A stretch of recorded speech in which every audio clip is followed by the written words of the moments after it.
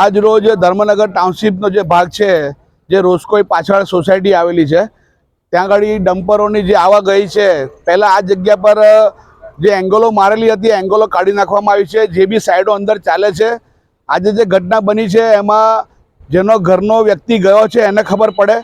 અત્યારે પાછળ સ્કૂલો બી આવેલી છે. આ બેફામ જે ડમ્પરો માટીની અહીંયાથી ભરીને આવજાવ કરે છે, એની પર રોક રાખવી જરૂરી છે. કેટલાય ડમ્પરોથી કેટલાય કેસો બન્યા છે મોતના, ત્યાર પછી બી તંત્ર દ્વારા કોઈપણ જાતની કામગીરી કરવામાં નથી આવતી. બિલ્ડરોની 2 નંબરની કમાણી માટે પારકા લોકોને પારકા છોકરાઓના ભોગ લેવાય છે, એ તમે જોઈ શકો છો. આ એ વિસ્તાર છે કે જ્યાં સાંસદ સભ્ય, ધારાસભ્ય બધાના જ ઘરો આવેલા છે.